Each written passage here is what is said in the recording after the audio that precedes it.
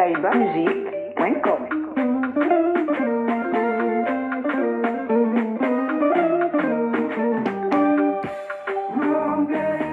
Je t'aime, mon bébé, je t'aime, mon bébé, I love you, je t'aime, mon bébé, mon falama, bébé,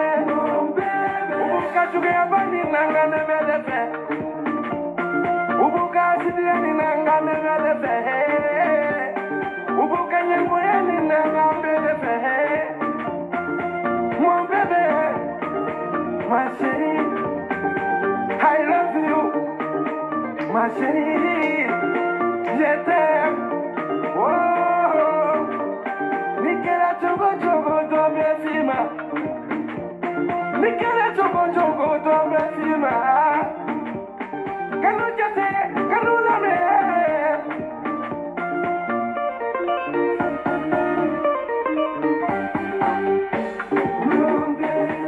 Je t'aime.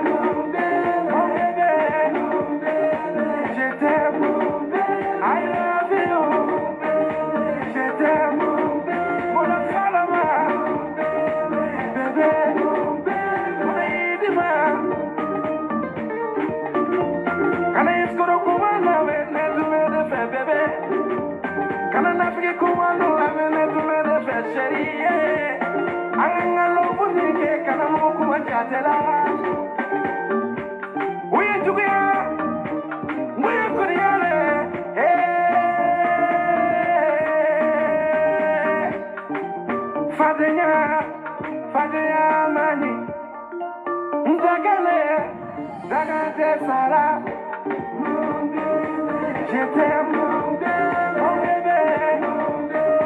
je t'aime, I love you, je t'aime, mon falama,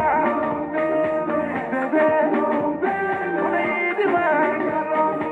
my honey, mon bébé, mon idima, bébé.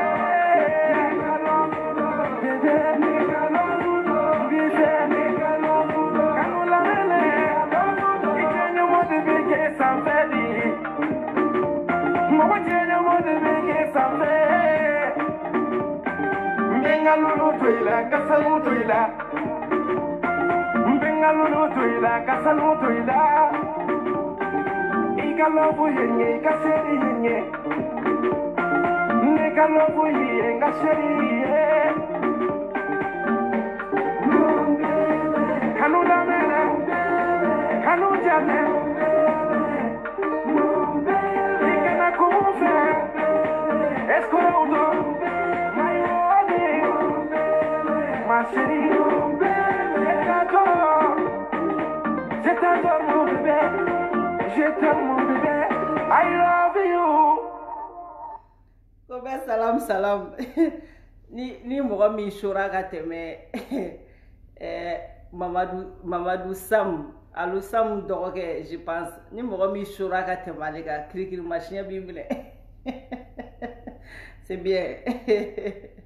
Kobe salam salam salam. Donc an donna kɛnɛ kɔnɔ n y'o de fɔ n ko jeunesse o dogo la dame qui dérange, la femme qui dérange, awɔ. La femme qui dérange, awɔ. Depuis n nana Facebook sanfɛ n bɛ ka mɔgɔw déranger de, mɔgɔ langoloninw de déranger, sinon hali bi den ɲɛnamaw bɛ jɛnɛ kɔ. Yɔrɔ in na an bɛɛ lajɛlen fo, k'an ka gidi fo, ka Thierno fo, Thierno Ndiaye k'a fo, ka Ouverture Media ka aw fo, awɔ. N y'o de fɔ, a y'aw ka baara kɛ, a ka asiti kɔtɔw to yen, a y'aw ka baara kɛ, awɔ. Thierno, i ka baara kɛ, an b'i kɔ, n'i ye min mɛn a fɔ,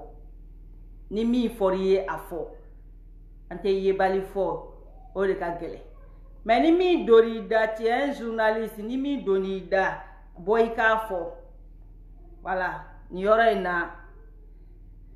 hali bi toujours an balima minnu bɛ Italie, anga malien ressortissant munu be Italie ibe cédère kono ite cédère kono ala ka bela jile kisi ka otanga ka bo coronavirus toroma coronavirus ala ka obe kisa toroma. Vraiment, nous sommes tous de cœur avec vous. Ka malien fait be dien fa ni bana indoni be vraiment ambe jouke ala ka ambe kisi ka tanga ka anga ba maliba ere kisi ka tanga ya rabbi ala ko ka masaya kama ka ambela jele kisi ka tanga boni bana jugu toroma. Vraiment Italie kao munu bi cédère lawo munu ti cédère lawo an hakili ba awla wa an hakilu beba an kuna akula. Donc vraiment okuyo folie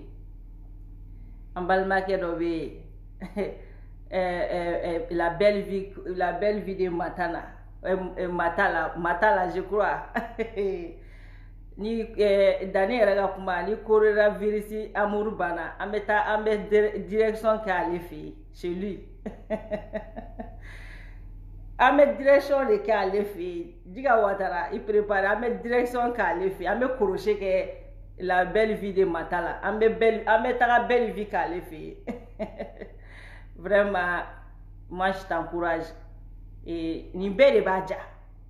tant que fanintala baninitala. C'est-à-dire ni bé de badja. Moi je t'encourage. Continue kiga barake. Hein? Ivoirien keni fleni Pravador. A flek a entreprise monter ni aya keni kechogo de la. Ali bi continue ka recherche ou ka approfondir. Vraiment moi en tout cas, il va faire mon kene konika. Ba ni befe atene jene toro. Au contraire, ça me fait rigoler. No ye la belle vie de Matala. Donc moi je t'encourage, continue kika kouke. C'est comme ça, ni de badjao. Moi mes démocratie là, ni fanentala banentala kaba. Quel était où? Ni ne badjao, ni yoro masa buruja tala, ni ne badja. Wamba fon kanubara be nawe Matala e ka e fo fe kele jene ka ya partager. Aya partager. Pas pareil que au contraire ça me fait rigoler puis à bientôt qu'à encourager parce que ça dit c'est bien quoi ni mo chama ou entreprise monter ou ni ke mo quoi ata enfant ni ata mbaw ni juste doron abe fin munu ke salif abe mo la yele ko abse ka to abinya ere ma abse ka entreprise monter. Après la publicité au sera, après la fin au sera quand. Donc moi je t'encourage mon frère. Vraiment, il est comme un keneka, t'es pas para kenela. Au contraire, ça me fait rigoler, puis ça me fait plaisir. Parce que je vois qu'il y a des jeunes qui sont là, qui ils voient quand attendent il y a le mari, il Matala, il y a ça. Mais si il me rend français, on fait un méga frère bona. Avec il y aura fait des voilà, parce que ça prouve que il y a des jeunes qui sont talentueux. Voilà. Oh, yo photo nya Matala. Il ka boy ko fore. Bon, je passe. Donc voilà, ok Matala ka folie et nimbore rapidement. Mena Malikala comme il chou kana ko dossier et vidéo kana jaya. Mena Malikala. Malika bora Kalabanchi ya Kalabadojo yala. Ko lui il est là pour que Kamuso ka honneur sauvé. Malika korate cerveau kono ko mugoni film demiteti lebe Facebook in sans faire. Ko waike nana ko ka mugo ka honneur sauvé. E yana kombo gobe kan sigilo e kwa. Era Malika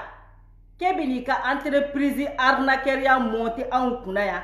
ka kla ka ala madole ki ka koni ke kerefe ki den kerefe ki ka koni ke ka teme e ko ke toke kebila imposer ki ka sharia sigi comme ele ala mado yele Facebook ka Malika ele mo yele wa ele be se ka mo jigi ele be mo ka forfait sara ele ala che ka di e majugan dictateur yayi e ka klema juga ni dictateria ye ambe dictateria do kono Afrique e be na Facebook sanfɛ ke be ke dictateur ye ko parce que ko de mo faneni ko de mo baneni ko mo be bo Facebook ka e ka mo faneni mo baneni jo be bo Facebook ka mjoni e afoye ngo mo shiro so sablu ni ne sara nkungote yininga mfala nkungote yininga mbala wane ko bela jele manne nimbe adama de mi ke danga de bilayo ya soro ibi galonka kele ne nimbe de mi ke danga de o ya soro bilahi ye danga de fila na yaw jaye dunta ka balata ka ne jelendi wallahi ne benga na folo minen ba blankuna wane ne hamina fena Allah subhanahu wa ta'ala ba dine jenema ne ya fo ya 2016 la ngo sawo sa ne beta mbalaje oro lantara malaw yemine parce que nga leidu di ngo sawo sa nga korola ngo sawo sa beta mbalaje depuis ne o tigenda kono domina sawo sa ne beta mbalaje kele ala klala kana chedine ma chemu be bietane chaque un mois ne kunti se ka do ko ne jenebe na fo donala ko ne se ka tamalila ne be nyininga de kibina donjume ne be nyininga de kimna donjume nyinko mena ni do bie warbe dia 1 million ça dire nte bie songo ere da don tugu nta o tambe mbai ne jene ma hami foshila ko ala mo nyogo ere fa dubulu ay do yi do uti dala kuma e ababe ne ni bidanga soro billahi oye galoni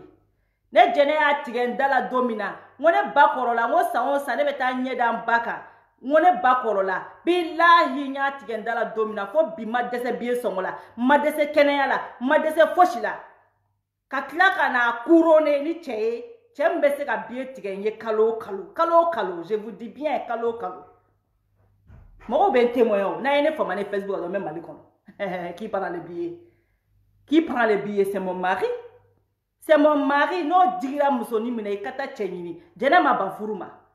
furube furusabe jene ma bafuruma jene make étoilé jene ma bafuruma jene ni klenge kun kadne chebunu mbi kade entouré ni munu mbi baraka o yere tekwe ne jene be message mu reçoit nga message nga fen kono billahi ni kameletika kun kadne ne kuti furu yere ketugu ne kume bo furu la kan teke kameletika kan na folo nyini ni kameletika wari mene jene sona ka bo dola ka do dola en tout cas ne koni sona furuma wansan perana ma de be furu kono awo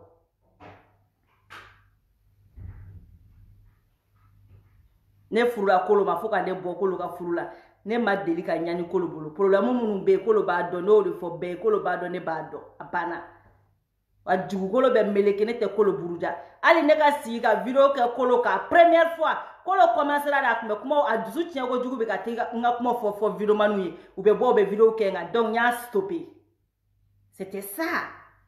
so du kolo be meleke kolo tene rivale kolo tekene fadenye wa ali silini ne kolo galère kono ba bo akono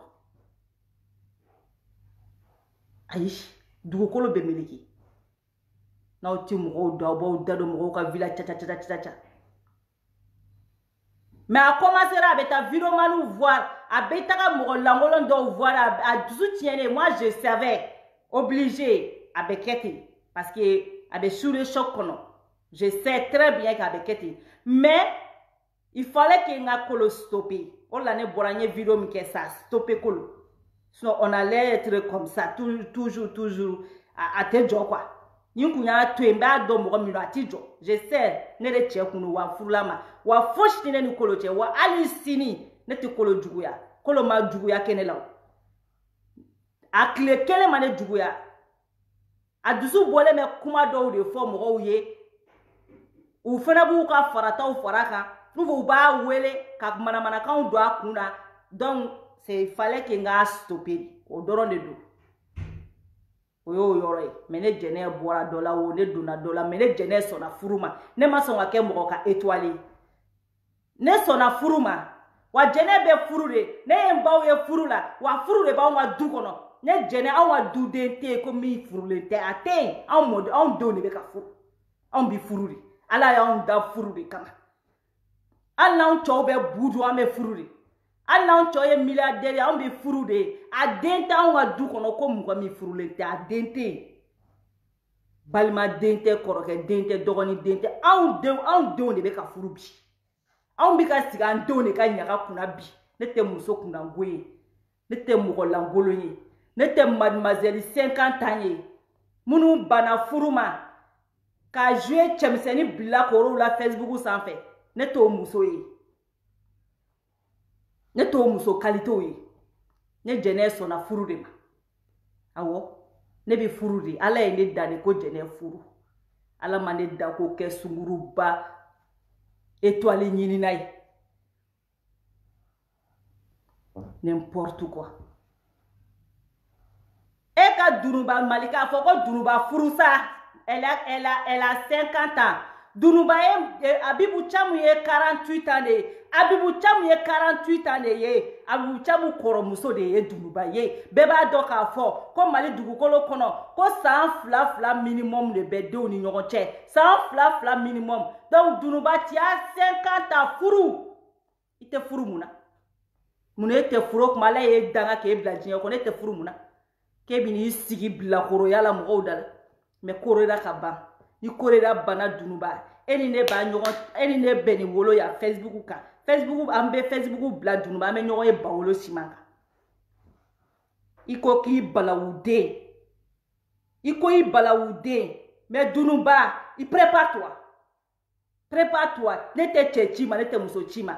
Mɔgɔ mɔgɔ ko korona in mana ban mɔgɔ mɔgɔ ko jɛnɛ n'an ka cɛ bilahi an b'a cɛ. An bɛ bɔ Facebook kan k'a filmer ko Facebook filmer tɛ dɛ. An bɛ ɲɔgɔn ci faransiya fo ka ɲɔgɔn sɛbɛ dɔn. Trop c'est trop. An bɛ ɲɔgɔn ci faransiya fo ka ɲɔgɔn sɛbɛ dɔn. Ne de ye kale Ala la. A banna terminé. Plaisanterie banna. N tɛ cɛ ci n tɛ muso ci. N tɛ occupé cɛw la mais muso o muso n'i pɛrɛlen don jɛnɛ ye wele n bɛ t'i ju fara i ka so. A banna. Ko kulonkɛ video kɛ ni fɛ a banna. Korera ka ban. Ni korera banna muso o muso k'i dalen b'i ba sinji la i ka adresse di yan parce que n t'aw ka adresse dɔn n tɛna n yɛrɛ bila la mais mɔgɔ o mɔgɔ n'i falen b'i ba sinji la n ka numéro b'aw bɛɛ bolo a bɛɛ bɛ ne ka numéro dɔn. E Dunuba n ye message bila e ma ya 4 jours i m'a répond. Aw bɛɛ bɛ n ka numéro dɔn. B'a fɔlen e Dunuba la tu m'invites n bɛ taa n sen don i kɔnɔ Dunuba ne de y'a f'i ye. Filmeli tɛ dɛ. A molo balidenya bɛ kɛ muso min na o banna. Ne de bɛ k'an jɔ ko mɔgɔw bɛ k'u fɛ c'est fini. Filmeli t'a la bɛɛ paga t'a la Mali siɲɛ ta an bɛ taa siɲɛ ta yan k'a fɔ ko ka i den kɛrɛfɛ k'a filmer ou bien ko vigile ko o tɛ. Aw kelen o kelen y'aw ka adresse bila n bɛ n ka métro ta ka taa n sen don aw ju kɔnɔ f'aw ka so. Aw fɛn o fɛn dalen b'aw ba sinji la bilahi n ye n kale Ala la. Aw tɛ ne dɔn. A molo balidenya banna. C'est terminé. Toro c'est terminé. Molo balidenya bilakorodenya k'aw da sokɔnɔna la ka denmisɛnninw bila ka ne neni. Ne de y'a f'i ye Dunuba ne bɛ n sen don e ju kɔnɔ faransiya n'a ma kɛ n'i ye sogodogo la ka den yɔrɔ o yɔrɔ i k'a fɔ tout ɲamɔgɔ den tatɔla filɛ Dunuba fo ne y'i siso bila e ni ne bɛ ɲɔgɔn na wa n'i ye mɔgɔ mɔgɔ wele ka fari kɛ i fugari den ma wolo i ba sinju la kana mɔgɔ wele dɛ Dunuba n'i bolo k'an bɛna sigi Facebook kan kuma le ko kuma contre kuma o banna n'i ye cɛ o cɛ wele ka fari kan n'i ye muso wele ka fari i ɲamɔgɔ den ma wolo Dunuba ne ka adresse a b'aw bolo n t'i yɛlɛma n t'i changer mais i t'a di yan nɔ n ka inbox la bi. I t'a di an ka WhatsApp kan bi. Aw fɛn fɛn ko k'a ni ne k'a cɛ a y'a k'aw fa n'aw ba kama k'aw ka adresse di yan. Korera bɛ ban an bɛ ɲɔgɔn ta sec. Korera bɛ ban an bɛ ɲɔgɔn ta sec. Filmeli t'a la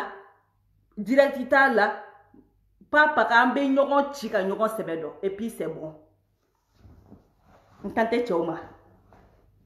parce que cɛw minɛlan bɛ n bolo olu ci ka adresse ɲɛ kuma bɛ k'olu fɛ k'u ka adresse di olu banna donc aw muso komi an muso dama don sisan laisse tomber n tɛ taa ni mɔgɔ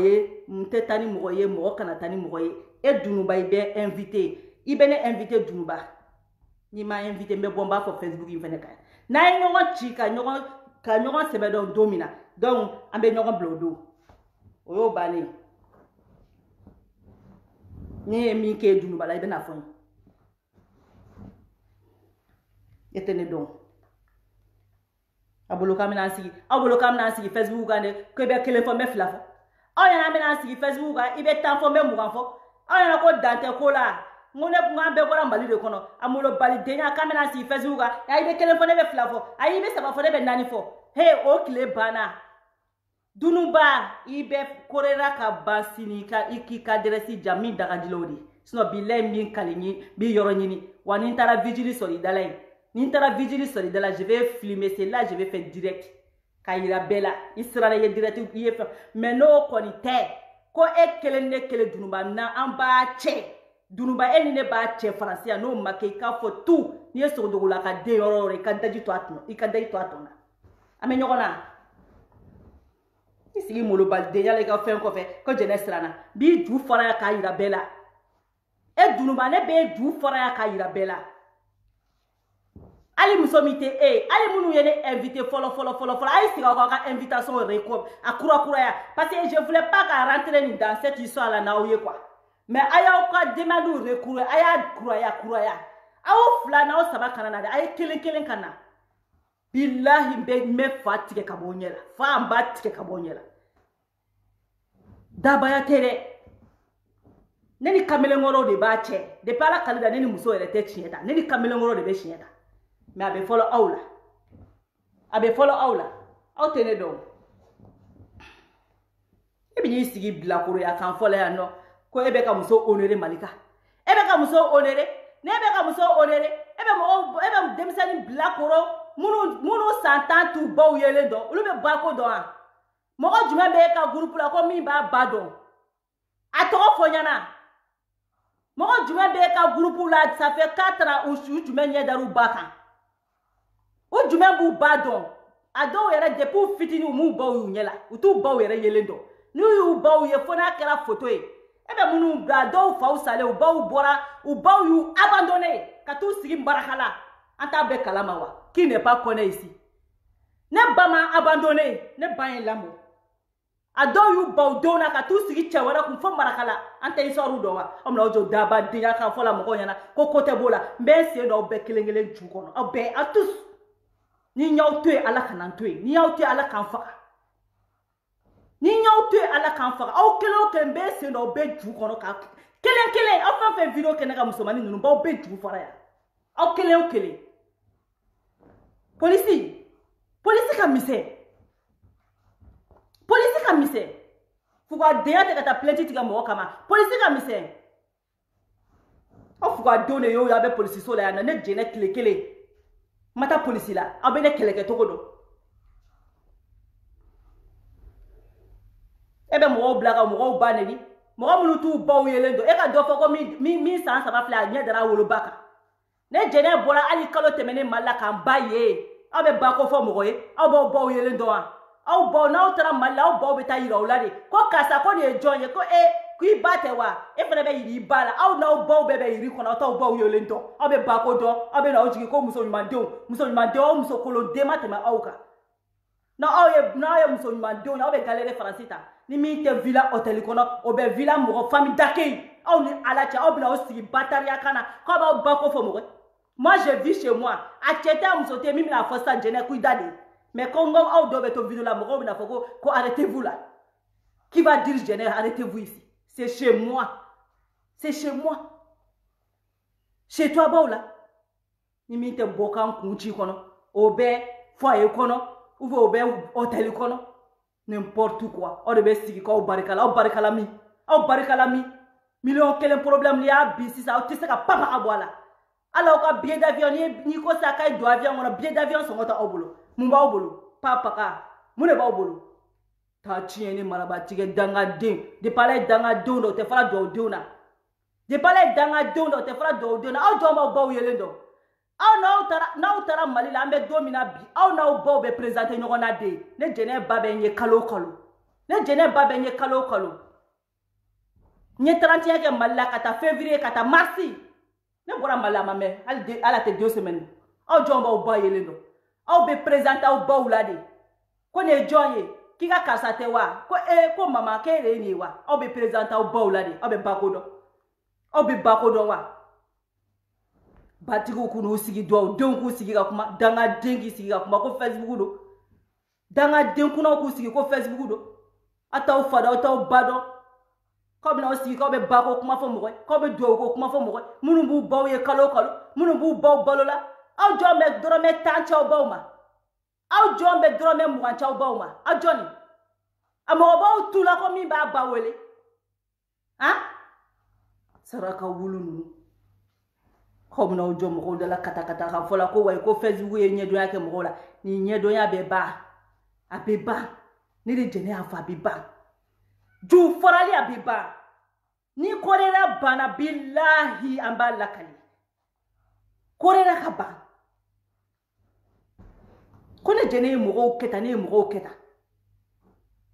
ay nana video kele kone sigi mo mi ka chien flaki neni ne ka neni bora ka iri boxu kono ne neni ke chien kele Facebook ka chien kele ne jene se ka sigi ne neni ke chien kele élection don résultat bolé don mina ko manasa gaina IRD mo de ye wele ko jene boy ka video ke uma fo nga boka video ke ka mo do ya de ango fo ro fo ko bwala u ko de jene boy ka video ke ka fo mo ma ku kana kijela kanga nyogonye ntagaro de mulila ko de video ke sonjale me ka fo mo ye nga manne ninke ma mo fa to fo ma mo ba to fo ngo bela jele mangaye vingaye na ngo aye wulile ngu wulile fleka fo ko ibeka gaina ngo nambara kala Sumaila la ngo Federi IRD sympathisant ngaye beka bo anga nyongo soro kijela ni neni una na commentaire korota fo baneni be file fo baneni be file ndusu boko jugu yu ne no de la abina ko be accuser ngo de fo ne baneni ale fo mane baneni a o fo ne na ne baneni yen tade sara c'est mon plein droit abita ko joko jene be baneni ke ne siga nye John baneni nye John faneni nko ngo ayem na ngo male ngaye bode ngufle ka namara ke Sumaila la ko ibeka de gaina ngo waye ngo soro kijela mo ko mene ka video kona donner ni le fo abolo ko mo be jimu ku fere comme no kata kan fo ko kana ne go mo la ou ve ka bo ka justifier mais adabe jawlu mo la ne o ye passé o be ju fora tora do kelengele ne de ya fo ye ne de ya fo nyana o bebe mine ka o chancha ya kelengele musomani nunu ngo ni na o be nyona mais chemani mini ye de ka adresse bla mo bi mete corriger bodo achite ça ka adresse bla mais français me ka jene neni kibo i glorify mais ite cheye kaite muso ye ki ka adresse bla ibe jene neni ke mais ne dem na wulisa ka onyini comme au best out ka adresse udi ne dem na onyini nye muso ye nye cheye t'as pas de couilles kani joka jene nena nyana t'as pas de couilles kani joka jene nena nyana mais ka sigi Facebook ko fe ka jene banini ka sora ka sigi kibe franci ki te sera mine mais si ni mo mi bada ni mo mi dalen ba basinji la ko ki o ka adresse bla ne jene bi donné no ne ka adresse donné no malien dembe fe no wane maboli ne ti dogo maboli mais ne ko mo ne de la ka ni fo mo ne jene ne ka adresse bla mais ibene ne ti ka adresse bla bebe Francis sigi togo do beba do ka fo Francis anna obe dugu kele era kono isoro mandi kuma tano te dugu kele ngono mais ka sigi ka mo ne ni ati dugu kele ngono ka boli ki dogo me fuga dembe te moka ni chetse ni musokse ibi mo ne ni togo mne bi jodi mais mo ne bola e kila ka fatu ko tigi be ka sire enye e ne yo tigi jome ka sira ne te mo shi ne ni ka boli ne fla ka fo mo me se ndo ko na ne sa na yo jai na shi na ka blonda la me nyoko mine no ne ko ma kana shi nga blonda ya kan wala ka mbejigi je vais descendre filmer ta la folie ta la billahi ame nyoko ba wolo shimaka même demain na be mo mi man flenga sokono ya sini ni kala sansan billahi sini nga jani kala sa yen wele aye wele te direct kente fo shiko be to nyini o be ati sebema amba ke mali shetan je ebe na kebe na muso bobolola en même temps malika kele ne be ka mo te ku baw neni aka on yere dama anga nyoko yere dama neni ebe ka muso jme honoré ya kala banchi de John que ka kele nobule qui t'a dit ça? La personne t'a menti.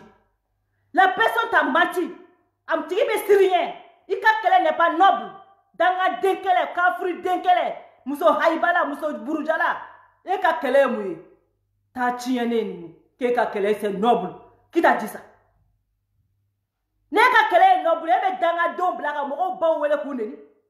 ne ka kele noble e be saraka don blaka ka tiga mo baneni e be saraka ni nyamoko denjo ika video danga dengo no keka kele nobule ebe ka muso do sauve ebe ka ta muso do baudi nenima ika mogo were neni me ka ta mogo baw wele ka mogo koromso wele danga dombe ko ke ko e sauve ko ka to ke ki sabo ke mogo la ebe wuli ka jo keka kele nobule kita disa jongo keka kele nobule o tigi kungolo chiena dewa kita dike keka kele nobule kele merdi danga dinkele saraka dinkele danga din ena la che malike ka kele be barka soro ebe mogo baw ka kunde ne ka kele be barka soro mogo koromso bi ka neni jon koromso be video kaya jon babe video kaya ada madi dusu bole me kodo ke ne neni na yawo mogo fe ñu pardonner muna parce que uye limiti ke kula wa do dembe be bo danga de yala ban iye mogo ka dungira banini ka danga de ma wolo ka temaka mogo ene jene neni adneni be se ka konte bolola u be yabla me danga de be ka ke alibi ulu tablo me Francita ko be boala ne le jene afo Francita ko be boala wa koko mana boala malika c'est toi le responsable ne le jene afi koko mana boala c'est toi le responsable ne le afi e malika nana biga video décortiquer ka kila ka baba kamara ka kalabanci dia kala e malika nana kebe ka muso honoré ebe kana kebe muso fe ke ka sinsin bere muso ye mais en même temps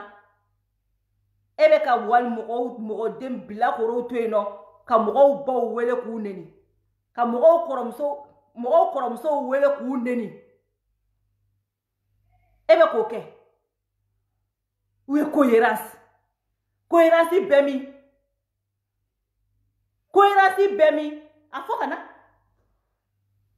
ibe ta do bla tasma kono kibe do bo tasma kono ene ala te cohérence bem ebe baneni kala o recruter ko lu bauna jigi ebe ma mo yini mo munu ye argument kuwe ebe na ni baneni kala o de kulu be mo la jigi ka bo Facebook ka en même temps ni joya ke ebe be ka mo honorer kebe ka muso honorer ebe ka muso no honorer e oui merci da ya faka e oui merci da ka tike ebe ta muso do sauver kebe muso do wa kala en même temps ebe ka muso do baw ulu era muso te ko ulu baw ulu chau baw ulu balmau chau baw cohérence jumen be ka kelela ameta ka bueno ina ni muso mi na re muso de muso ka kuma ka gele parce que ni bi kuma muso ka kula ka gele parce que ne re muso ni e muso ba fo ko muso e vulnérable mais muso nyoko na danger fenete tinye kono ambe bodo ame nyani mina bi muso de anseya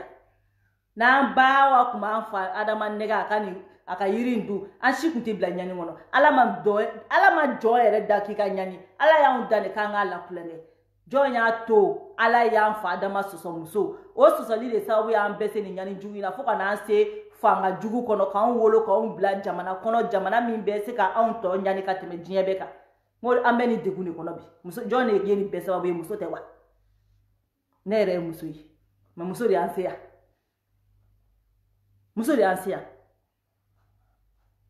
eko ika kuma eko ko ena na muso mi sauver muso saba wa mado juli mais ameta saba era doro nye analyse ke ika muso follow ako ka kume furula ka furu sara ka ne chemi nyogon don akambele ka koko ka furu donc oko ka ba furu me ka beta malila na tra malabi sara bala abita nya fa ka mogoy o muso ko chena na ko kale bako ka amajeli furi donc o fole muso tel muso fene afo muso nyana ko waye ko alebe karamogo do mori do soma do ko be se ka cheni mine ka di muso ima ba furu histoire yodi folo o kele o bolen ko fe uye nyogon ye togo mina o be detail mbate ko sebe muso ko la ko ana teri muso k'u taara cɛ fɛ u taara cɛ fɛ yɔrɔ jumɛn cɛ ko k'a bɛ baara k'a ye ko 2000 euros aw wuli a lajɛ k'ale bɛ baara k'a ye 2000 euros a bɛ baara k'a ye 2000 euros c'est qui est bizarre muso ko k'ale bɛ a sara ko k'ale b'a sara 500 o 500 an bɛ taa jɔ kalo 4 na kalo 4 cɛ min ko k'a b'i furu kalo 1 ta tɛ mɛnɛna sisi tɛ bɔ kalo 2 ta tɛ mɛnɛna sisi tɛ bɔ kalo 3 ta tɛ mɛnɛna sisi tɛ bɔ e kuma e bɛ ka continuer ka 500 euros d'o ma o tɛmɛlen ka bɔ yen muso tilara ka na parce que n b'a ka nin min fɔ muso ninnu la gosili tɛ dɛ parce que a bɛɛ y'a yɛrɛ ka plan fabriquelenw de ye quoi cette histoire là est faux et archi faux c'est faux galon de don a ma kɛ donc muso continue ka 500 euros di pendant 3 mois an ka kɛ 3 mois yɛrɛ mais hali bi a ma intelligence sɔrɔ k'a fɔ ko nin ye arnaqueur ye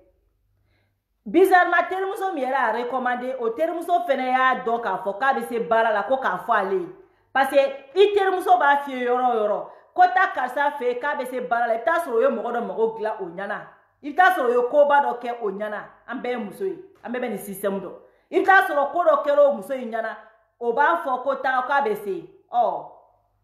kalo 3 500 bɛ ka di fo ka na wari se 2000 ma ka tila ka 200 fara kan nin bɛɛ kɔnɔna la cɛ sera k'i débrouiller ka taa ale fɛ yen ka tila ka muso ko k'ale la ale fɛ yen mais siɲɛ fɔlɔ muso ko cɛ kelen ka furaw ni fɛnw d'ale ma k'a k'i ko ka fɛnw kɛ k'a y'i to la ko k'i bolo maga ale woro ninnu na k'ale ko non ko sugu man d'ale ko bon ko a y'a jɔ donc o b'a yira k'a fɔ ko elle n'était pas violée que elle n'a pas été violée bon cɛ min nana i ka so kelen ka essayer k'a bɛ musoko k'i la n'i y'a repousser e kɛ kun ka rendez-vous wɛrɛ d'o ma i siso kɔnɔ donc e ni cɛ min bɛ ɲɔgɔn fɛ e ka mani bɛ min e ka mani min kun b'i bolo bɛ min i yɛrɛ ye nin bɛɛ kɛ kamalenkɔrɔ min nɔfɛ il est où aujourd'hui il est où o sina ka disparaître dans la nature 2000 bɔra kamalenkɔrɔ min nɔfɛ o kamalenkɔrɔ ma ye ɲɛ la nin bɛɛ kɛra ale la ale ma se k'a fɔ a ka kamalen ɲɛ a ka cɛ ye ko nin bɛ ka kɛ ne la ne tun y'a ɲini ko n bɛ e de minɛ ka di mais cɛ dɔ bɛ ka ne menacer o tuma toi ton gars là il n'a pas de couilles wa a bɛna k'a bɛ mana da jɔnw ɲɛ la qui chez Malika on mange pas de céréales quand même il faut nous respecter ni dessera cɛ i dessera arrêtez ton connerie à la con tes vidéos à la con là on en a marre de toi mɔgɔ si tɛ kɛ sagamɔnɛ ye a k'i bɛ t'i ka arnaque kɛ yan nin bɛɛ kɛra kamalenkɔrɔ min nɔfɛ o kamalenkɔrɔ disparaîtra dans la nature kelen n ye remarque min fɛnɛ kɛ muso ko cɛ in bɛ s'ale ma don min na k'o y'a sɔrɔ k'ale ye 4 ans kɛ k'ale tun tɛ ka cɛko kɛ aw ni ala cɛ e ye 4 ans kɛ e ma cɛko kɛ en même temps e ko k'e kamele k'e furu sale k'e ni cɛ min kɛra ɲɔgɔn fɛ k'e ko k'a k'i furu k'o ko k'a bɛ taa Afiriki ko n'o nana k'a b'i furu k'o tagalen k'o ba k'o ma k'o ka e furu k'ale ma jɛni furu ye e bɛ se ka san 4 kɛ cogo di ka sɔrɔ e ma cɛko kɛ o tuma e ni nin ye san 4 de kɛ ɲɔgɔn bolo moriya la wa han e ni ne ye san 4 de kɛ ɲɔgɔn bolo moriya la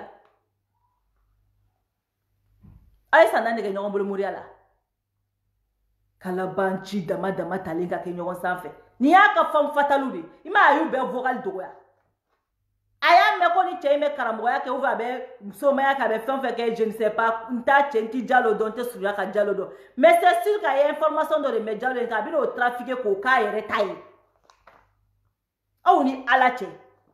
muso tilala k'a fɔ ko Jalo in bɛ s'ale ma don min na ko y'a sɔrɔ k'ale ye 4 ans de kɛ ko tellement ale kun faamana cɛko ma ko fo k'a digi ale la Mais en même temps, l'histoire commencera de ko Diallo ka tchedo mine ka dema. Et ce gars-là, il est où là? Ce gars-là, il est où?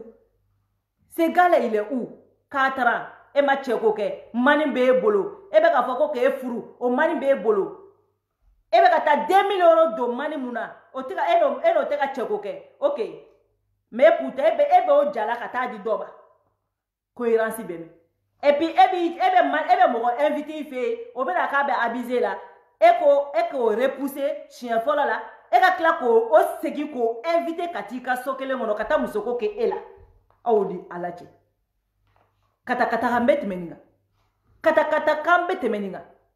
kango gobe kansi kebe ka muso sovia kalaban do konjola ele man là 2000 € bora chemi no fait lui il est où dans l'histoire il est où amada olade o kataka mineka o kata borikani mineka murukani kukari o amado la de awni ala che malika che mi photo bla kamele ngoro dafale me deseni na kani doje la che kamele ngoro dafale me deseni na mo mi dale ne ba o ka be produit mu ne na bolongo mo wera de do malika mo kamele ngoro dafale me deseni na ibi ni jonda la kata fo kan fola muso be kila ki jotu guni kale be ka pati de balabala ne manifo ebe pati balabata ke ne ma pati bata ka di doma ititi la iteta la iteta cheni la tat flabo ka bata ka duma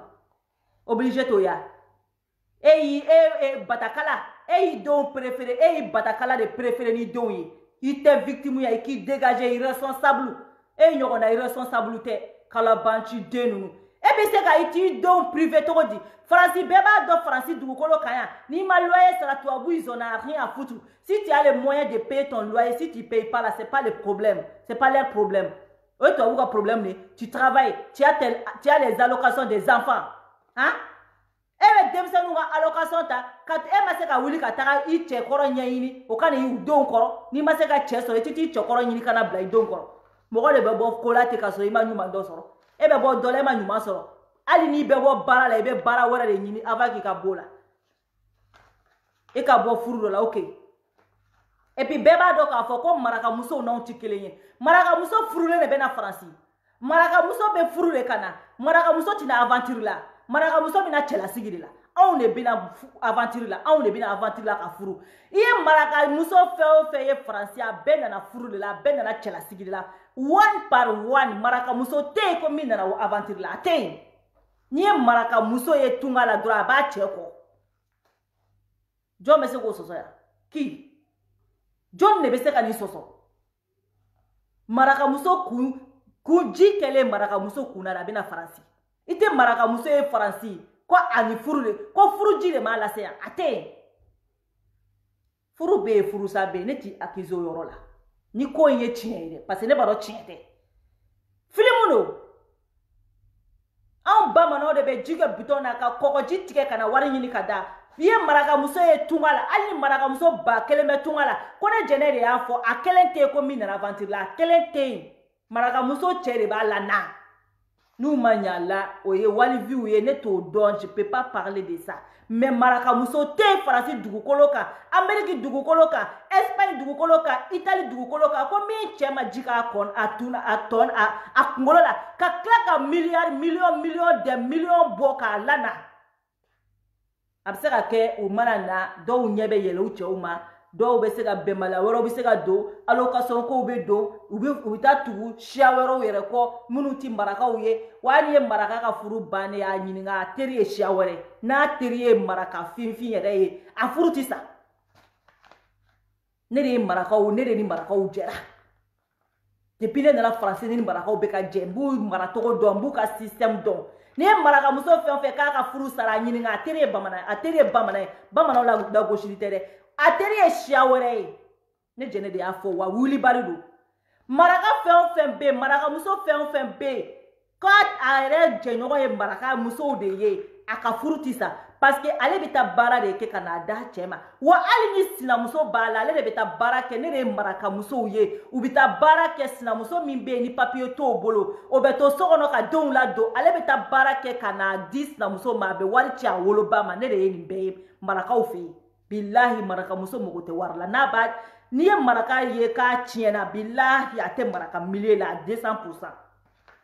Ibta sura tara do karatu mogo do ko mogo mi gorobine do ko abe fena ka vie changer no de kera problème be wuli parce que o de ba fo he e de tay donye itiga location mine ne koni fe nye chebe ni ke ne ka location be mbolo ne be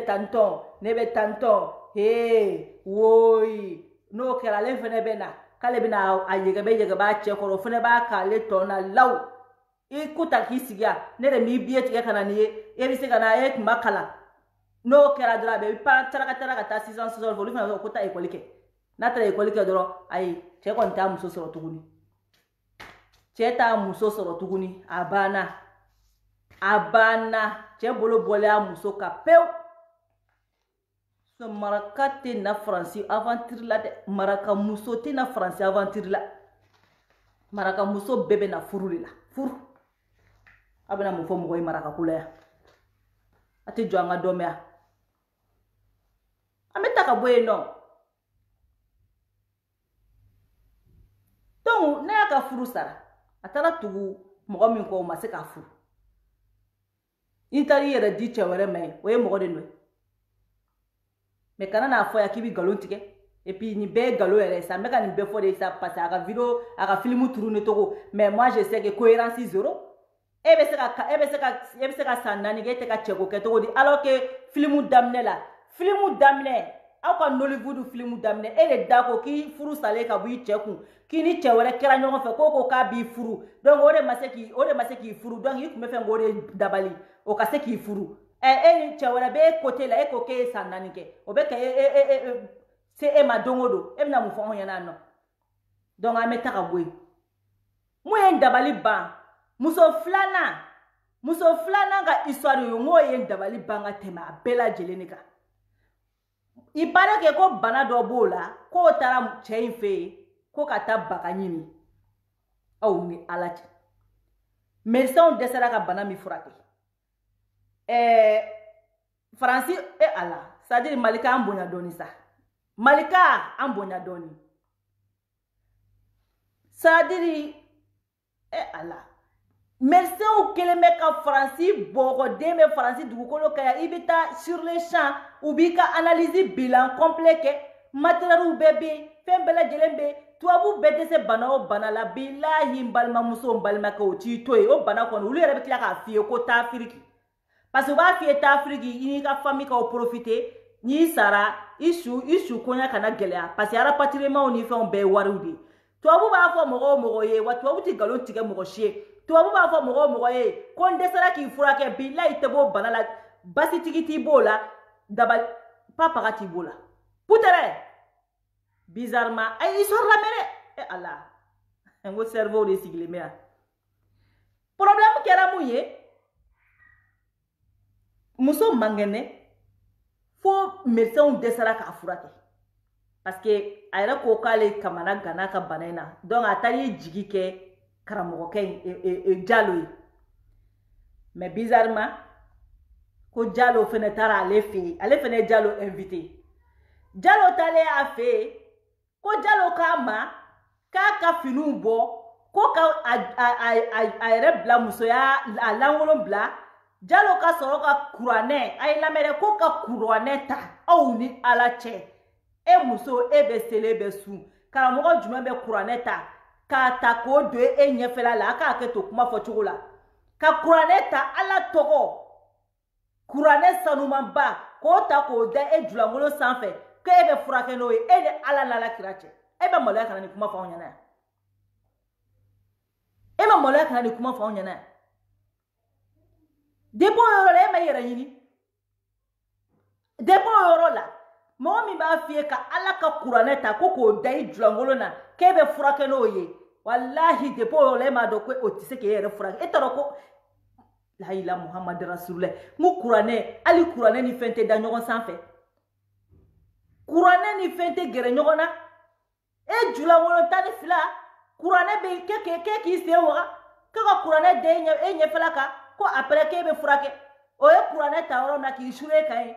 aw ni ala cɛ o ye kuranɛ bɔ muso kan ka tila ka muso ko k'ale o fana m'a fɔ k'a y'a violé dɛ mɔgɔ kelen dɔrɔn de ko k'a y'a violé mais o muso in m'a fɔ k'a y'ale violé dɛ a n'o fana y'a kɛ a y'o photo ni fɛnw bɛɛ ta muso ko k'ale photo b'a bolo k'ale dilankolo photo b'a bolo balimamuso i y'i ka photo de ci a diyara i kunfɛ i y'i ka photo de ci galonfin ne de y'a fɔ wulibali malimatu galonfin i tilala a diyara i kunfɛ i ka photo de ci a ma après galon lo galonfin e ni ala nala kira cɛ o ye kuranɛ da e kan ka tila ka kamera ka tila ka photographe ta a ka appareil ta a ka téléphone ta ka to k'e photo charger cɔrɔ i siso kɔnɔ i siso kɔnɔ cɛ malika cɛ non ali amateur tɛ nin kɛ i ka nin film in ali amateur tɛ nin kɛ o muso dalen o bɛ ka photo ta k'o cɔrɔ après o y'o garder ka muso ko kala k'a garder ka tila ko k'a ja ka ɲɛgɛn kɔnɔ k'i habiller piyan ka bɔ ka t'i da foyer kɔnɔ ka tila ka continuer ka wari minɛ a la a jalo jugari dugure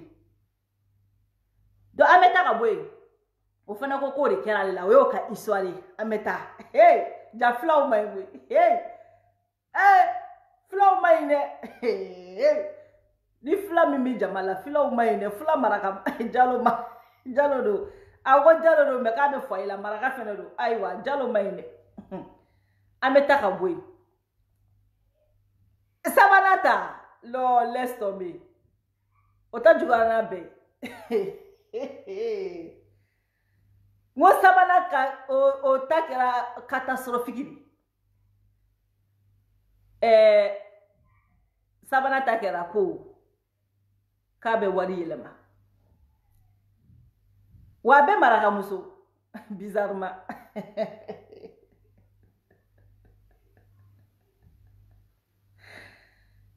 non mais anw marakaw ye mun de k'aw la de moi si maraka parce que marakadenw de bɛ ne bolo mais an ye mun de k'aw la cɛ maraka malika i tɛ fara ka bɔ marakaw la marakaw puissance ma ɲi dɛ marakaw bɛ sigi goyela yan dɛ i tɛ marakaw to yen marakaw to yen koyi n'i ma marakaw to yen wa bizarrement a bɛɛ marakamuso a tɛ se ka fɔ ko bamananw parce que n'a fɔra ko bamananw a bɛ fɔ ko cɛ bamananmuso tɛ se ka nin kɛ parce que c'est à dire a bɛ fɛ ka yira ko marakamuso tɛ kodɔn de quoi bilahi a y'o de yira i ma ka histoire bɛɛ la ko maraka aw ni ala cɛ aw delila ka marakamuso ye k'a bɛ ka taa wari ɲini ka se o niveau la ko ka taa mori baara kɛ ko k'aw kɛ waritigi ye aw delila ka nin y'aw ɲɛ la ne yɛrɛ ni marakaw ye baara kɛ hali b'a fɔ marakamuso ye yan nɔ ko cɛ ko tu fais trop de travail la ko i bɛ ka baara minnu kɛ k'i bɛ u tigi sara a b'a fɔ ko mais c'est pas grave hein ni marakamuso y'a ka 800 sɔrɔ c'est pas le reste là c'est pas grave koyi malika ni marakamuso ye 800 € minɛ a bolo kɔnɔ faransi n ko le reste là a b'a f'i ye visa ko c'est pas grave hein ne tun bɛ marakamusow ne b'u gosi yan de a wagati ne bɛ syndicat la ne b'a f'u ma k'an to hôtel la ne bɛ syndicat la ne b'a f'u ye n ko mais aw bɛ nin forme de chambre ba in bɛɛ kɛ o n ko mais aw ka heure supplémentaire tɛ sara hali anw delila an ni syndicat delila ka bɛn a kan k'an bɛ bɔ ko ka taa manifester an ka hôtel dala la marakamusow dugu sani su bɛ ko ninnu ye bilahi u bɛɛ ye ne wele kelen kelen jɛnɛ e k'aw bɛna taa de ne cɛ y'a fɔ ɲɛna ne ko mun ye bila ka to foyi wa maraka ka fɛn bɛɛ bɛ fɔ a cɛ ye o la n bɛ k'a fɔ n ko ne ye marakamuso min ye k'a bɛ kurutu la bilahi a tɛ maraka milieu la 100%. marakamuso ka fɛn bɛɛ bɛ fɔ a cɛ ye jɛnɛ n'an taara ne cɛ y'a fɔ ko ne ko hey an tɛ wuli an ka droit ɲini an ka taa an jɔ hôtel dala la an ka kule ninnu da la on veut nos droits la a tɛ taa an ka nin fɔ yan nɔ ninnu bɛɛ ye ne lase kelen kelen dugu bɛ y'aw mɔgɔ dama taara an jɔ u y'aw sama k'anw ladon ko anw bɛ mun nɔfɛ an ko ka wale cɛw ɲɔgɔn na kɔrɔmpi tɛ k'anw bɛ mun nɔfɛ n ko an tɛ fosi nɔfɛ ko wa k'u bɛ ne dɛmɛ k'u bɛ ne changer n ko an ye changer n t'a dabila bi anw bila an ka droit la bi an bila an bɛ k'an ka droit ɲini na bi anw bila an ka droit ɲini na kɔfɛ ne wulil'u kama ko non ko an bɛ 800 € gagner sa jɛnɛ a ka ɲi tan sa an bɛ 800 € gagner n ko 800 €. Nye ba kalama e droit de 1000 € par mois. Ayi aya kanyu wala jena kan 800 € bambo ngaka bara te tien papier bo be bolo aka bara te tien syndicat u jolen be no ha ko 800 € bulubo mo 800 bo on alache ko bulubo mo munu ba fi visa ko 800 € bambo olu bitaka mu leke war no fe malika ali kunga fo ko bamana de be sonima ko tien fie on ne bi soni ma ali ni milliard d'oma français a barala on me nata fe wala no fe maraka muso titi galon fin galono c'est pas maraka muso ika mo yi galon tike kada maraka wala c'est pas ça c'est faux o fele ko tara ko hotel la ko che ko ka fini boala ko kelenga fini bo ko aye oye kai oyi kulenge kaye woro kulenge muso ejulangolo na ko ka fen be ni no bi se ka ni fen be chebolo kaye olu be kulenge muso ejulangolo na ka klale kuma mina ka ko sana ko fa le ka se muso ma ko suno doro ko jina obi jigi ko jina belebele ba nani ko be jigi ko no olu de rare jigi na de ko olu bina muso mine kwa ko kele no ko muso sona do muso sone sa ale ayaka koke o fana tara fo la kaya ali violi aye ker do o bi ka nga video signaler quoi nga video be ka tike na nana mo wele foke billahi mo ba do ka fo ko galonye ni mais abe maraka muso fo mi na ni parce que mo bi se ka fo ko e ko maraka muso no no bi so na ni mo keme do bi se ko maraka muso be so na galono do ne de ba do mi tabe se ka ketchie ali doni mi furu ere sara parce que ni chete ñogon bolo maraka muso nana che konte ñogon bolo doro wo tabane ni mais maraka atofla be fruleno atofla be chekun maraka muso te ko foshike ka to a chekun ka jabe jo ka ke ate ni maraka muso e ka ko ke doro ata chekun parce que ne ko le fosa maraka tu toro maraka muso nu tu toro ke kana français ulu chode be na nu ye u chode ka commandement buka wa bu chode ko ni ya on le bina wa on le ban disugo si ai wa imana na français de ni ko chincho nchoko imam biye tigere maraka muso se ka fo a chema ka ma biye tigere maraka te français du ko loka ko mi chema biye tigere ate ko mi chema la do ate attends ana ko maraka muso ye kata mogodi ulum na chela sigire la ko woro de bikla ka do akono so maraka muso bebe na chela sigire la ulu tina mo ga wali nyini na de ulu fautu blaka na wali nyini parce que ita e maraka muso ita so maraka muso ere ko ra ke me français a dogoni me français kuntilita ba ale maraka uti blaka una folo nyini ka du fama ima ya liti wali ko nutu nyesra la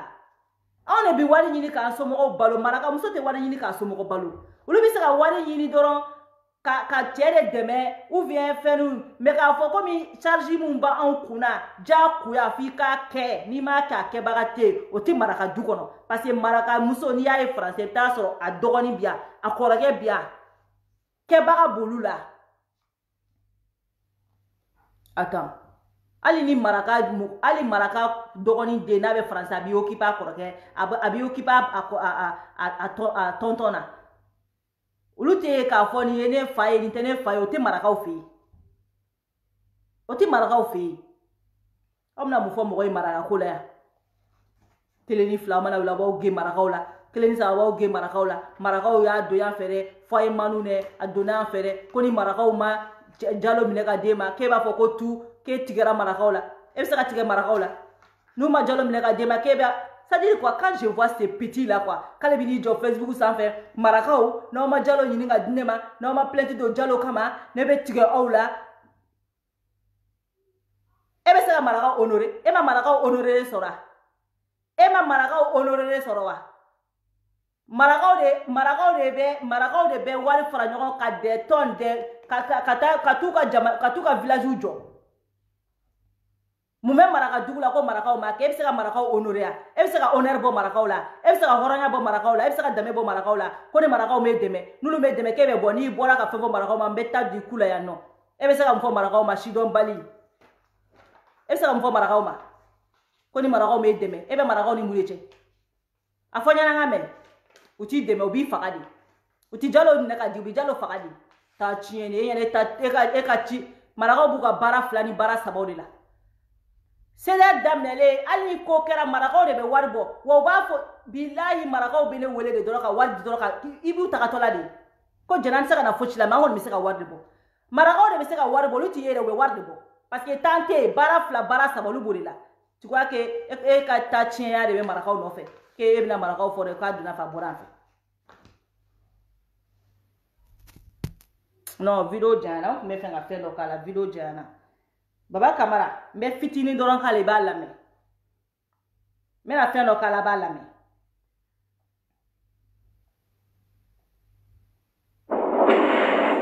ne de ye Ustaz Muso ye. Attends n bɛna nin k'a la fa ye lamɛn Malika Diaspora, Malika Mangano. A ye Malika mankan lamɛn. Parler, même si ma voix elle est très friquée, mais m'y a décidé de me faire 2 ou 3 mots qu'au fond il y en a vraiment surtout quand mon mon fo mon beka baraka ji duguma comme ça anga manikenu ani anga informateur vraiment auniche ire chila auniche faso dola auniche faso kanu fanela en ma faute quoi. Oh de alaje kale bena ka manikenu fo kulu ni che faso chila manokenu ye join muso munun b'a ka groupe kɔnɔ Malika le nana ya kale nana faso jola muso donné groupe kɔnɔ Malika taara fɔ musow ye k'u ka t'u da ni karamɔgɔw ye k'u ka karamɔgɔw piéger ka nafolotigiw piéger k'u ka n'o da ale ma ni nan'o d'a ma a b'i tanu k'i wale ɲuman dɔ k'a fɔ k'ale ye 3 étoiles d'i ma a ye 4 étoiles d'i ma aw ni ala cɛ Malika ne ka proxénétia e bɛ ka mɔgɔw former ka kɛ sungurubaw ye cogo min na ni jalo minɛna yɔrɔ min e Malika kan ka minɛ ten parce que tubabu sariya la ni sunguruba minɛna yɔrɔ min na a bɛ mɔgɔ min ka so kɔnɔna la n'o kelen bɛ ka former ka kɛ sunguruba aw bɛɛ bɛ cɛ o don Malika ni jalo minɛna e yɛrɛ kan ka minɛ o a ye Malika lamɛn an ka taa ka bɔ yan. Donc après ça an mago bɛ musow la Fransi Terkan mission dɔ bɛ yen mission gɛlɛmanba dɔ bɛ yen an bɛ fɛ ka muso 2 bila o la donc musow ko minnu bɛ Faransi u k'u présenter joona an ka lajɛ an bɛ se ka kɛ cogo min na quoi. Malika de filɛ ka nin fɔ k'ale mɔgɔw bɛ muso 2 la mission gɛlɛmanba dɔ la muso 2 mission gɛlɛman Malika de bɛ muso 2 ci ka taa cɛ 1 kama donc o cɛ ka muso ko k'a mɔgɔ 2 bɛɛ la u bɛ sɔrɔ k'a filmer ka na d'ale ma a bɛ sɔrɔ ka t'o enchanter n'o ye aw ni ala cɛ e bɛ danbe fɔ mɔgɔ ye jɔn bɛ se k'a fɔ ye k'e ka kɛlɛ nɔbile qui t'a dit ça ne k'i ma ko la personne t'a menti noblesse ya jumɛn bɛ nin kɔnɔ ka kamalen kɔrɔ ka muso bakɔrɔ 2 falen jɛlen ɲanama makelen ta ka t'o d'o ma et puis olu bɛ ta ka t'o darage aw ni ala cɛ aw cɛ minnu bɛ Malika ka fɛn publier partager wallahi aw bɛɛ bɛ jurumu sɔrɔ ne jɛnɛ ye Malika dɛmɛ ne kun t'a dɔn k'a fɔ k'a bɛ nin na n y'a dɔn don min na n ye bɔra a kɔ bilahi aw mɔgɔ o mɔgɔ bɛ Malika dɛmɛ nin kan n y'a fɔ aw ye bilahi aw bɛɛ bɛ jurumu sɔrɔ aw bɛ jurumu sɔrɔ mun na kamalenkɔrɔ dafalen bana t'i nin na fosi t'i nin na muso bakɔrɔ dafalen falen belebele kulɔlen ɲanamaba ka na e munu minɛ k'i jɔ e kɔrɔ k'a ɲini k'a yira e la k'i bɛ se ka musoko kɛ na ko papaga tɛ bɔ a la wariko t'a la sanuko t'a la a kɛ ne la fosi t'a la aw ni ala cɛ yerinkɔrɔ cɛ jumɛn bɛ ban yerinkɔrɔ la an ka sabali ni cɛ ninnu b'u ka voyage sira ta k'u bɛna Faransi u tɛ taa Malika ka groupe kɔnɔ u tɛ Malika ka groupe kɔnɔ k'a ka muso darake u tɛ Malika ka fosi kɔnɔ k'a ka muso darake mais mɔgɔw de don u bɛn'u ka baara de la yan nɔ donc depuis aéroport la a bɛ ala minɛ k'o mɔgɔ ninnu na heure dɔn parce que a kuma dɔw la a n'olu yɛrɛ ka kalandenw n'u ka mɔgɔw bɛ ɲɔgɔn fréquenter parce que wari de bɛ en jeu sinon comment c'est possible mɔgɔ min kan ka na voyage la e malika t'a tigi ka téléphone kɔnɔ i tɛ papa ka kɔnɔ n'o ka contact dɔ ma o ka coordonnées n'o ka déplacement n'o ka fɛnw di e ma e bɛ se ka kɛ jinɛ ye cogo di e bɛ se ka kɛ ala ye cogo di k'a dɔn ko karisa kan ka jigin faransi nin don in a tigi m'a fɔ Facebook kan a m'a fɔ arajo la a m'a fɔ fosi ye e bɛ se k'o dɔn cogo di ko karisa bɛna nin heure na nin don in aéroport nin tel aéroport joli bɛ faransi Charles de Gaulle bɛ yen piste joli bɛ Charles de Gaulle kan Orly bɛ yen piste joli bɛ yen e malika k'a dɔn k'o bɛ atterri nin yɔrɔ in na wa a bɛ kɛ nin yɔrɔ in de la a ye taa depuis aéroport la aw ka taa aw yɛrɛ kɛ komi aw bɔra voyage la a ka essayer k'a draguer depuis à la base aw ni ala ni kira cɛ mɔgɔ min bɛ miiri ka nin waleya jugu ta k'a cɛ ɲɔgɔn sɛgɛrɛ ka adamaden ɲɔgɔn sɛgɛrɛ olu bɛ ɲɔgɔn draguer depuis aéroport la parce que muso ninnu b'u yɛrɛ kɛ komi olu ye voyageurs ye donc depuis aéroport la u bɛ ɲɔgɔn draguer daminɛ o tɔ laban bɛ kɛ rendez-vous diw ye ɲɔgɔn ma ka taa hôteliw kɔnɔ olu bɛ taa jɛ ɲɔgɔn na aw ni ala n'ala kira cɛ malika e bɛ se ka bɔ k'e bɛ hɔrɔnya fɔ jɔn ye e bɛ danbe fɔ jɔn ye e bɛ silamɛya fɔ jɔn ye e bɛ halaladenya fɔ jɔn ye hali e ka ancêtre i bɛ minnu wele ko k'i ka mɔgɔkɔrɔbaw k'i ka maakɔrɔw bilahi e ka maakɔrɔw ma sɔn nin ma e ka maakɔrɔw ma sɔn nin ma janaya e muso e tun bɛ ka muso majamu ko k'e bɛ étoile d'olu ma k'olu to étoile minɛ la olu bɛ se ka furu k'olu to étoile minɛ la olu bɛ se ka furu an bɛ taa ka bɔ yen nɔ n'o muso minnu ye kegunyara k'a fɔ ko n bɛ bɔ nin kɛwale jugu in kɔnɔ i bɛ tila k'olu menacer tuguni ko n'olu ma to a kɔnɔ k'i b'u lebu e ni ala cɛ différence jumɛn bɛ e ni Jalo cɛ malika différence mun bɛ e ni Jalo cɛ bɔ i k'a fɔ an ɲɛna Jalo n'i ko ko Jalo ka histoire ye tiɲɛ ne b'a dɔn tiɲɛ tɛ n bɔra k'a décortiquer sisan bɛɛ y'a dɔn k'a fɔ nkalon de don an ka taa ka bɔ yen nɔ bon o ka bɔ yen hali ni histoire ye tiɲɛ ye Jalo ko muso ninnu n'u ma wari di ale b'u lebu yira e fɛnɛ muso fɛn o fɛn ye baara kɛ e ye malika n'o fɛn fɛn y'a publier sisan ko malika ye fɛn min kɛ n bɛ bɔ n b'a fɔ bilahi malika e bɛ t'u julankolo photo d'u ma parce que u ni cɛ o cɛ dara a video dira e malika ma a bɛɛ b'i bolo k'u ta chantage la hali ni y'o musow sara k'u nɔgɔma n'u ko k'u bɛ bɔ bi ka témoignage kɛ k'a fɔ e malika k'i ye min k'u la e ye min lavage cerveau min kɛ musow la ka t'u bila nin na n'u bɔra n'o traumatisme b'u la malika olu musow bɛɛ talen bɛ e bolo otage la bi n'u bɔra k'u bɛ hali témoignage kɛ au moins si Jalo ka mɔgɔw y'o to olu kana témoignage kɛ o e ka muso kelen tɛ yen nɔ min bɔra e kɔ k'e k'olu ma ko dame fatale femme fatale ko n'olu bɔra e kɔ ko n'olu ko bi k'u bɛn'u jɔ Facebook ka hɔrɔndenya la ko ka kuma ne malika tɛ bɔ k'a fɔ ko n'u bɔra k'a kɛ k'i b'u lebu yira e ni Jalo différence jumɛn bɛ yen y a quelle différence a fɔ ɲɛna n ka mɛn y a quelle différence zéro. Donc après ça an mago bɛ musow la Faransi terkan mission dɔ bɛ yen mission kɛnɛmanba dɔ bɛ yen an bɛ fɛ ka muso fila bila o la donc musow ko minnu bɛ Faransi u k'u présenter joona an ka lajɛ an bɛ se ka kɛ cogo min na quoi. Donc après ça an mago bɛ donc la dame fatale c'est-à-dire dans les groupes on les appelle comme ça les dames fatales. Donc, mais ni sera qu'une mission qui est réalisée ou bien pour la réaliser, donc tu auras le nombre d'étoiles. Par exemple, concernant la Fatoumata Sanogo, la mission nous réalisera 2 fois. Donc, c'est pourquoi il y a que la dame fatale des étoiles. Paris Sanogo m'a vraiment, moi personnellement, je te félicite beaucoup d'avoir réussi dans ta émission. Vraiment, il y a une mission nous y en a coché à Bara et à Bara d'amener Nankala la Sénat Traoretala. Donc, le groupe, c'est pour vous dire qu'il faut un titre honorifique d'Oribla en place, c'est-à-dire les titres, c'est ce qu'on appelle la dame fatale. Donc, la dame fatale, c'est-à-dire dans les groupes, on les appelle comme ça, les dames fatales. Donc, mais ni sera qu'une mission qui est réalisée ou bien pour la réaliser, donc tu auras le nombre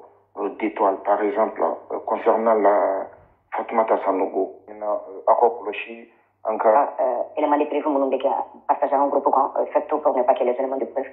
se retrouvent dehors parce que après amener ko sobe après ko chamona sama donc na yakito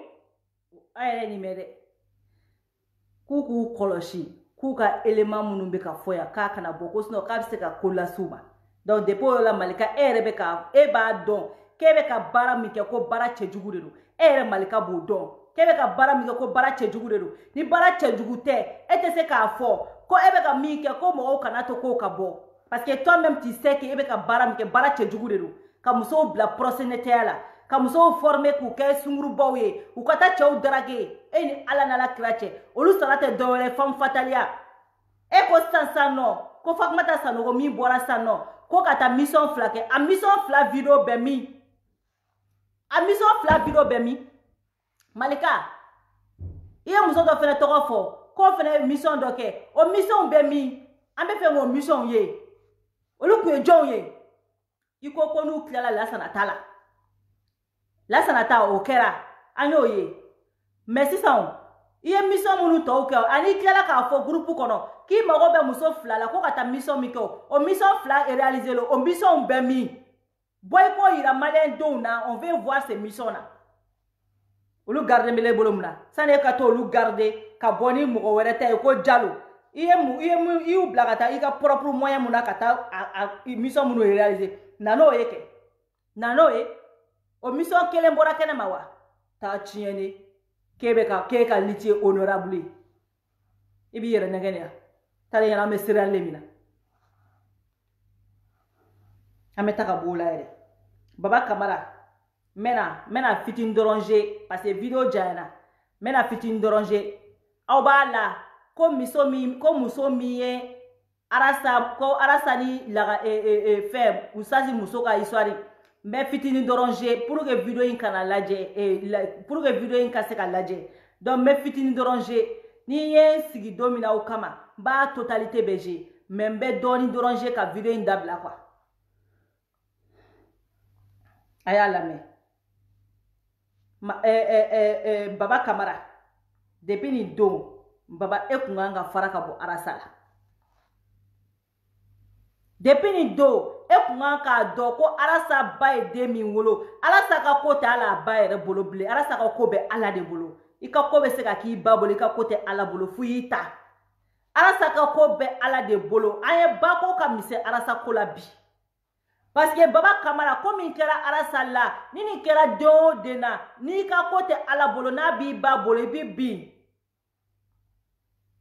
Dieu beka je ki seche billahi ni te ala bolo ibi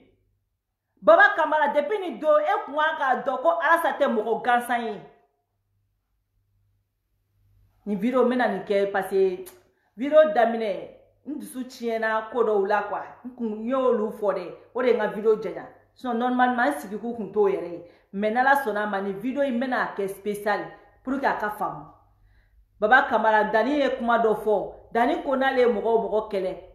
kalo fla na le madesi na le masila le bibla billa o koro ko o tiki ka grina le ubika nga video signal ay kerubla ubika nga video signal dani ne ni foya dani me ni kuma info nti kata kuma ire o la do ko kulube ka ne kele ko kalo nani o ma fushi bone jenela o koro ko ne jene baka grinu bay dani ni foya dani ko na le ye mogo goshi kalo saba na le masila le bika dossier déposé o koro ki baka grina le bay e ala sa saba be ka chemi goshi amajiki sa saba ayo ni da sede ninga doro sede sympathisant 36 millions Kateresa 36 millions sympathisant aw te arasa twin aw ni alache aw be ka kule domina ko arasa ko bana aw be ka kashi domina ko yiwai ko arasa ko bana arasa ko bana ko ceder ko bana o ambola dro dani na ko sympathisant be wolo mina a 6 mois 46 millions 36 millions aya côté 30 millions erreurs. 30 millions et 46 000 euros. 46 000 euros à 6 mois. Oui, 30 millions. Mon gars, là, le terrain de terrain, terrain, ça en fait terrain, Malila. Ni là, ça n'a pas terrain quand. Terrain est douf là de tourler, douf là, faut que c'est douf là ni cla. Mais c'est douf ça va parce que carré kelen de l'eau, carré kelen. Ni est carré kelen claf là, d'où yori. Terrain yori. Mon gars là le terrain. N'taran jo terrain quand. Obese ka arasa bi. Atoro ko arasa ko te chebolo, ate muso bolo. Ali arasa ka ko ta wolo ba bolo bile. Arasa ko be ala de bolo. Sa saba ye mogo kele. Ima se ka kele baba twe. Ni chente mogo gansa ya twe. Arasa mana ko ke. Arasa be kanu. Aye chen twe. Aka ko be ala de bolo. Ati jombolo, ati musobolo, ati chebolo, abe ala de bolo, ati seder bolo, ati sympathisant bolo, ati jene bolo, ati dani bolo, ati mashi bolo, arasa be ala de bolo. Al nine jene kafara bikonte arasa kola, ayana ko mugole beta. Mashi teta. Jometa. Akebaga de be. Jene mi beta, jene bese ka keni. Nyame maobi tugi ko ngi bise ka nyana body. Ni ne dimina ko ngunda na kodo nyini arasa kola ko mo soro ne kala njo changa kateme minu mekadi munu ye nga ni nga wisa ne bena nga vike yangu o era wisa here o be buru do be chama be buru la ko atan ayana mo be arasa kola ko mo do de nyadige kono na no fe arasa mo be arasa kola arasa here di nyamo de foya mo arasa ko ni ko arasa ibe aimé ni arasa neni ibe détester ibe aimé wani ni ko arasa ibe aimé ibe détester mais il faut savoir ni ko arasa ibe aimé de il fa be se ka neni iba be se ka neni mais billahi ibolo be ala bolo parce que ni ka ko wula dominer be adama don jolé e malika ko domina ko asetu mo ko bisaba mabo dani ko domina jena so ko domina ko adama do ka e bo sympathisant sali fora foka mo ko jodala ka klaka wale ramasser sali ko de ba ko petit pain à 6 mois 46 000 36 millions à 6 mois avec le la race ko Baba Kamara la me doni ko fe me video sigi kan quoi en la me don dro me video sigi kan le police la marié de Jelima fon fait sigi no kalela je ni oye ceder almami koy ni bela Jelima don oustaz la mi se ka fo amso koro de ni mi se ko de fo video la awo Mariandou Mbena kuma ayala je baba ayala sigula abana montage te abana nere de sigi de fili ka wala ya fanya nebe mi finyana na ija kana dan vocal ma ndo nyini fe memi nyini ife ika video labo ka ira mariona Kone lagare ni arasa flen yo nyogan kan me haketo nini ke kumala parce que kumala fo wakati de do me fe go video de la ko voka toy kuma kan toy me fe ika video la bo nini arasa ere flen nyogan kan video mina me fe iko de la bo naija voga nyine kala ika sawore kala Naïja Santankala, Naïja Shibekala. N'était reculé, n'était yélema. Il m'a famille. Donc, même il faut qu'il y ait un malien de una. M'beste gaka. Parce que n'était flafo. N'était pas fait bi. N'était pas fait sini. N'était pas fait sini. Ni arasa ma deli kake n'yon fait. La gale dade. Amani angani kotota sana ba jaba video e inersoro ya video e inersoro amani kotota sana ba jaba fais ton tour amena no ye chien wɛrɛ u bi ka tilen k'a fɔ ko arasa ye alimami min muso janaya u bi ka tilen k'a fɔ ko arasa gynécologue u bi tilen k'a fɔ ko arasa y'a donya fɛ arasa ye alimami muso donya fɛ arasa ye alimami muso bonya fɛ bon on voulait pas rentrer dans leur histoire mais an bɛ don arasa kunna wololen de don arasa nɔfɛmɔgɔw kunna wololen de don duwawu den de ye anw ye barika den de ye anw ye wa danga den tɛ se ka anw sen cɛ kumaw bɛ nin kɔnɔ n bɛ ni tile 2 in bila n bɛna ka na je komi bɛɛ wulila ko arasa gynécologue u wulila ko arasa ye alimami muso janaya alimami muso de bɔlen filɛ nin ye k'a fɔ baba kamara na ni preuve ye ne y'a sɔrɔ ne ni arasa dara ɲɔgɔn fɛ don min na nana video ye nana preuve ye ko vocal montage ko tɛ koyi na ni preuve ye preuve à l'appui mun bɛ se ka baara kɛ tribunal kɔnɔ mun bɛ se ka baara kɛ adamaden kunkolomaw fɛ yen mais ka sigi jugu galon na ka dada ɲɔgɔn na ko ale lagare tɛ don o manamana ko la kumaw bɛ nin kɔnɔ n bɛna n b'a bɛɛ je kelen kelen komi aw k'aw tɛ bɔ o histoire in kan komi cogoya wɛrɛ t'aw bolo fo katakata kan anw kolen jɛlen don anw wasalen don anw ka gidi wasalen don anw ka gidi wasalen don ko mɛn da ye mɛn tigila ye nin ma bɔ cɛ da a ka kuma kɔnɔ lagare ko filimu tɛ montage tɛ papaga tɛ ale lagare yɛrɛ de sigilen don a chair à os malika e ka katakata mɔgɔninw bɛ taa galon de tigɛ ka t'u cacher fɛ e b'u ka vocalu trafiquer lagare yɛrɛ de y'i sigi face à face k'i jɔ ka kuma face à face donc